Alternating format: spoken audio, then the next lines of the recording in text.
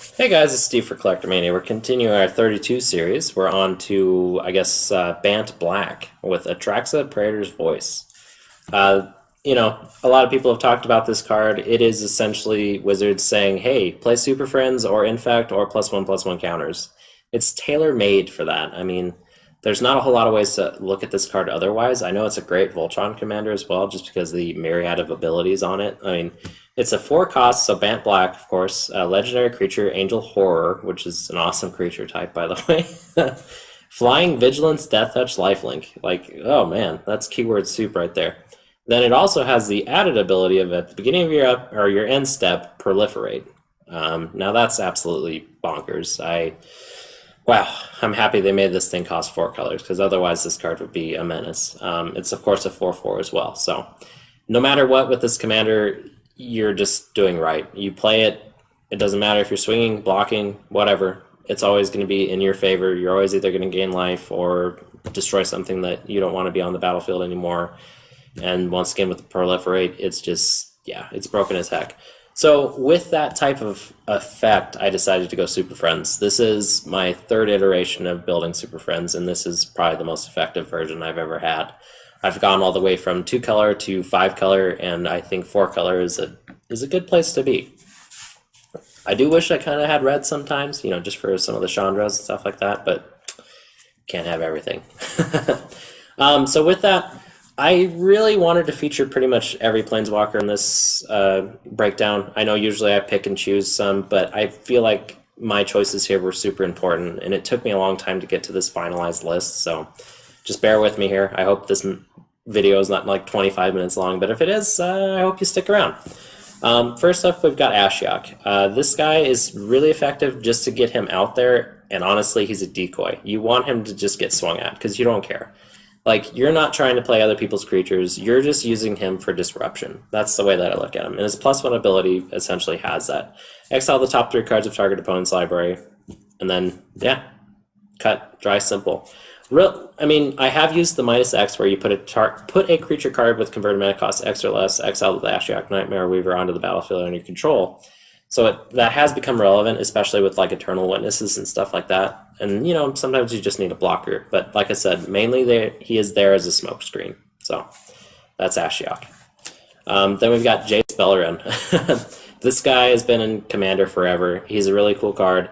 If you're feeling generous, you can do the +2, each player draws a card, but I generally just do the -1 because you really don't care. You have Atraxa. It just recycles. So you just put +1/+1 counter, or put a loyalty counter on him. There you go. You're good to go. Once again, he is kind of a smokescreen as well.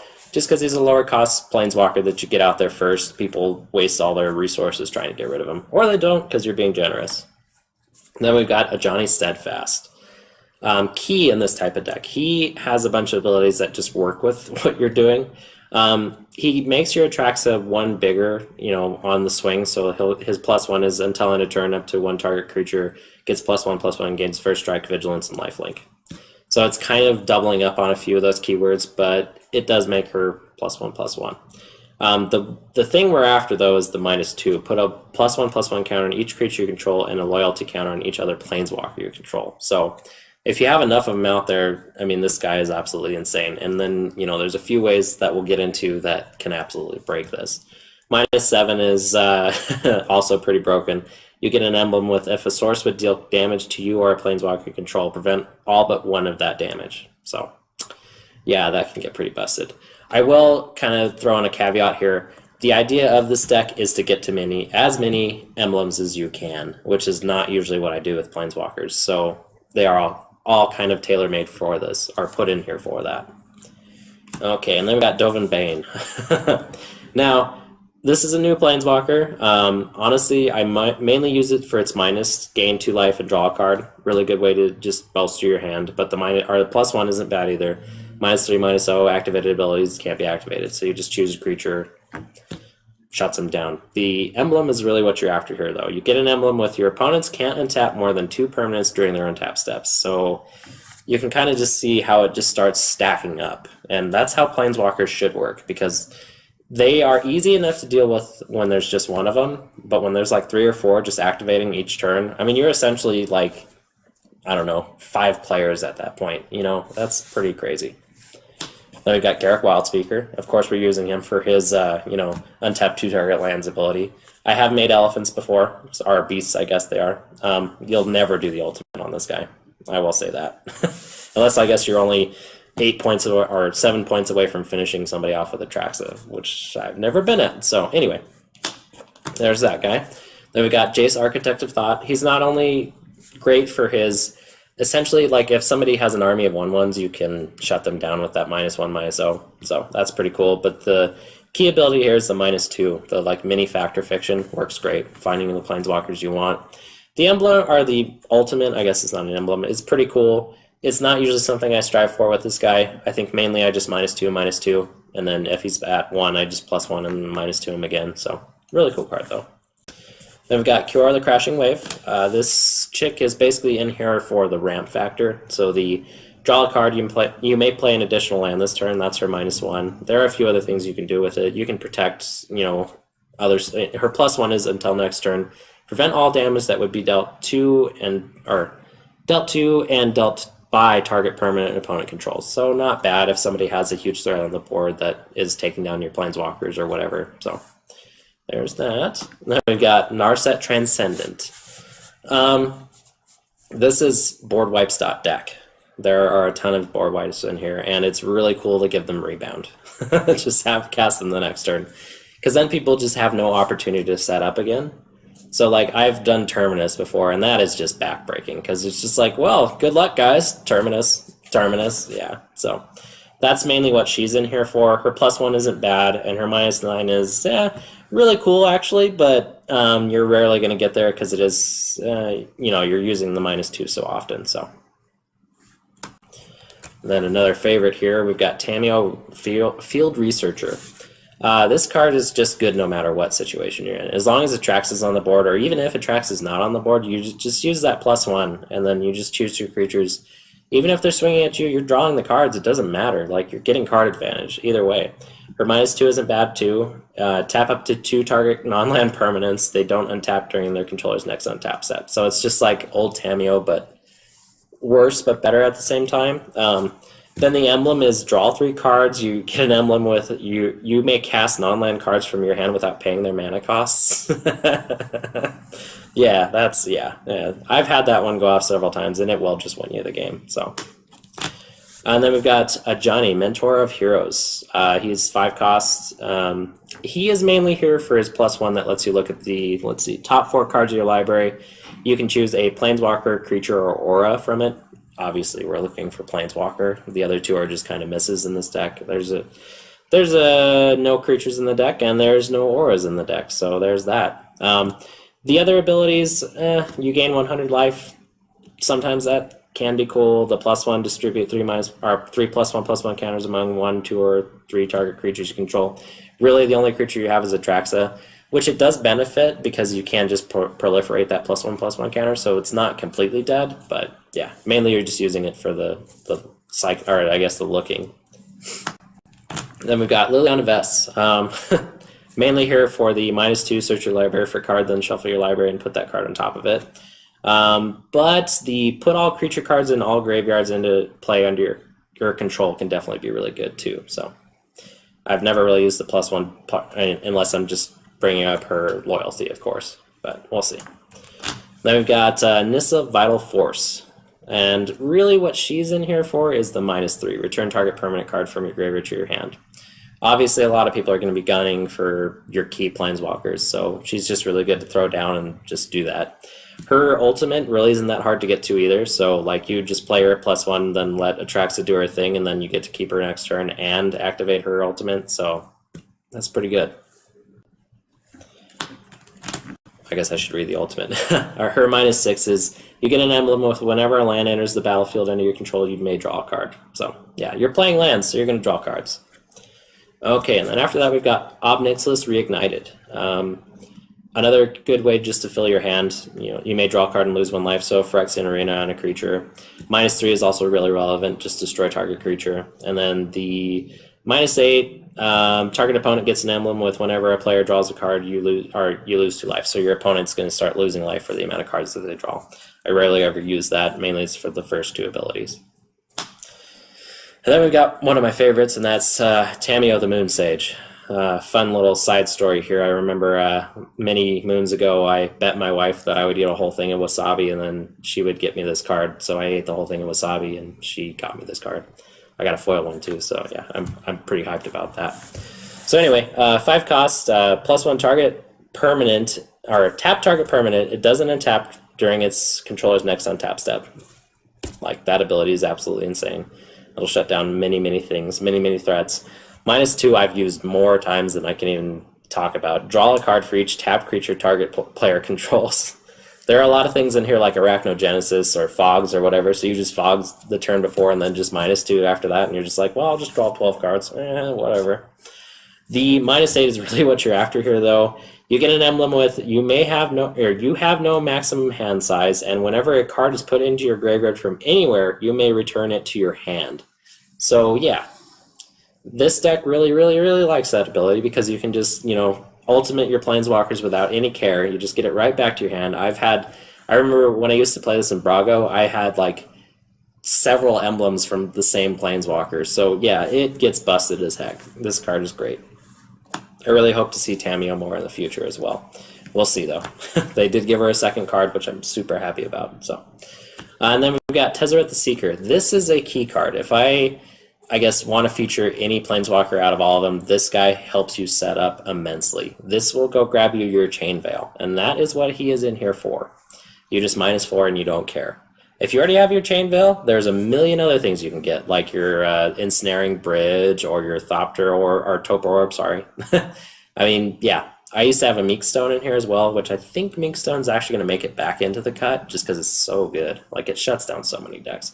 Anyway, this guy's great. You're rarely going to use, pretty much any of his other abilities, but with Atraxa, who cares? Like I said, if you're just looking for a Soul Ring, just plop him out -1, and then he goes right back up to 4 loyalty with Atraxa, so what do you care? Yeah. So that's Tezzeret. And then we've got a win condition in Venser the Sojourner. This card has been busted forever. People use it to great effect and always have. I've definitely done the emblem several times, and it will just win you the game because it's so backbreaking. You just cast anything, and then you're just like, well, I'll get rid of that. And you're just like, oh, that's what that does. Also, being able to flicker your other planeswalkers is crucial too. There are a few that, if they get low enough, you're just like, well, I really want this guy to make it till next turn. So yeah, I'll just bounce it. So really good card. Plus, I have also used the -1 to just give Atraxa unblockable and just finish somebody off as well. So there's that. Then we got Vraska the Unseen, -3, destroy target permanent, non-land permanent. Really good there. The Assassin tokens never really make it into play. The +1 is kind of meh. So -3 is really what we're after here. Plus, she just looks cool. And she's coming up in the next set, so that's exciting. Maybe we'll get another cool version of her. And then we've got a big one in LSystems Champions. This is mainly a board wipe. You just get rid of everybody's threats, that are power 4 or greater. So I always think it's converted mana cost for some weird reason. The emblem, you don't care about. The tokens you really do care about, though, because those are great blockers. You just throw them out there and just so LSystems Champion. Then we've got Sorin Grim Nemesis. I love this guy for his +1. That's where I really like to play him a lot. Is just +1, reveal Elspeth off the top. Everybody takes 6. Really effective. The -X can be crucial because, if there's, once again, a big threat, you just get rid of it. You don't care about it anymore. The -9 I actually have accomplished a few times, but to little effect. Like, having an army of 1/1 vampires is great if they make it to a full turn, which they rarely do. Normally they're going to get board wiped. But I guess it does put a lot of pressure on your opponent, but do you really want to use the reliable, life loss at the beginning, or, sometimes you can activate this guy like 3 times at a turn. Like, that can be a lot of damage. So, anyway, I love this card. It's really cool. I will definitely keep it in here, but the way that I use it might shift a little bit. And then we've got a combo piece in a lot of ways, and that's Teferi Temporal Ark Mage. So the idea is to get this guy and then the Chain Veil on the board at the same time. So you're essentially activating the Chain Veil like 4 times in a turn. Especially with Atraxa, you can just continue doing that. You just get the loyalty counter at the beginning of your end step, go to your next turn. Teferi's kind of back online again, and you can just continue to do it. And that's how you get multiple emblems in a turn, and I definitely have done that several times, especially with going back to the Ajani Steadfast. Because if you think about it, you just activate him, you know, his -2, you put a loyalty counter on each of your planeswalkers, untap it, do it again, and all of those guys are activating at the same time, so you're essentially getting 4 loyalty counters on each of your planeswalkers for only doing the cycle twice. So that's pretty good. And then our last planeswalker is Garrick Apex Predator. This is one of the 4, I believe, that have 4 abilities at this point. So 7 costs, which is fair for what he does. He is essentially a one-man killing army machine. So his +1, destroy target planeswalker. So that gets rid of other planeswalker threats. +1 as well, put a 3/3 black beast creature token with death touch onto the battlefield. So that's a great blocker. That'll discourage pretty much anything. And then you've got -3, destroy target creature, you gain life equal to his toughness, so that's a way to gain a little bit of life. His -8, target opponent gets an emblem with whenever a creature attacks you, it gets +5/+5 and gains trample until end of turn. So usually that type of effect isn't really that good in this deck, but you're in a multiplayer format.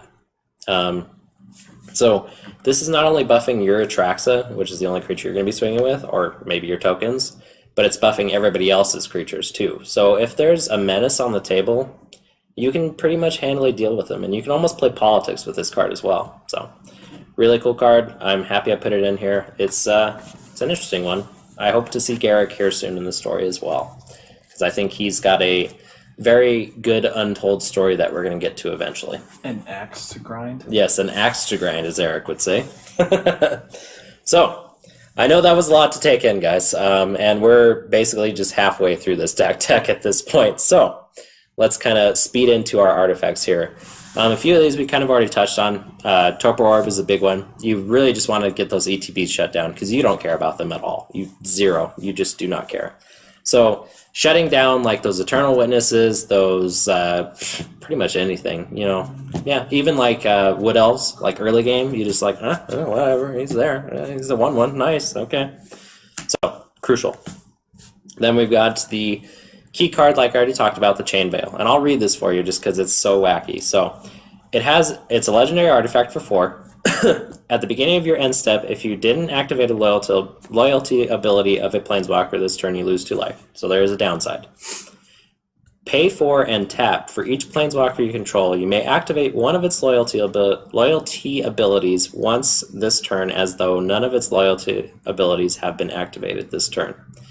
Yeah, so this is planeswalker gold. Obviously, you know, just being able to activate those abilities a second time, and then once again with things like Teferi, being able to activate them as long as you can, essentially untapped, is absolutely bonkers. So this is the key combo piece. You need this card if you're playing Super Friends. And then we've got a really good shutdown card, which is Ward of Bones. So this is a 6-cost artifact. Each opponent who controls more creatures than you can't play creature cards, so you have 1 creature. The same is true for artifacts, enchantments, and lands. So this really just stops a lot of people in their tracks. I will say this deck can be a little dirtily at times. It does not win very fast, because you are essentially winning through your loyalties, you know, your ultimates and stuff like that. So it can be grindy. Getting this out early is pretty big, because then you can just stop everybody from doing essentially what their deck is designed to do, because most decks are creature based, so not a whole lot of instants and sorcery decks running around out there. So yeah, really cool card, really love it. Yeah, those are the artifacts, and then we're going to get into our enchantments here. I really kind of wanted to focus on the entire Oath cycle on its own, because they're all pretty important. So we will start with Oath of Nyssa. It's a 1-cost card, which is what makes it really, really good in my opinion. Whenever Oath of Nyssa enters the battlefield, look at the top 3 cards of your library. You may reveal a creature, land, or planeswalker. So you're looking for land or planeswalker, obviously. But the key thing is here, you may spend mana as though it were mana of any color to cast planeswalker spells. So there are a few black planeswalkers in here. The deck is not very heavy black, so this helps a lot with that immensely. I think there's 1 basic swamp in the entire deck, so yeah. There's that. So getting this out early is crucial. Then we got Oath of Ajani. So when Oath of Ajani enters the battlefield, put a +1/+1 counter on each creature you control, which usually that's just Atraxa, which you don't care because you're proliferating. So there's that. Planeswalker spells you cast cost 1 colorless less to cast. So yeah, that's pretty important. Your Venser, instead of being 5, or not your Venser, your, well, I guess Venser would be 4 too. But your Tezzeret, instead of casting or costing 5, now costs 4. So that just brings it even closer. Your Sorin costs 5, yeah, so on and so forth. Your Garrick becomes 6, which is crazy. So there's that. Then we've got Oath of Gideon, which another key one.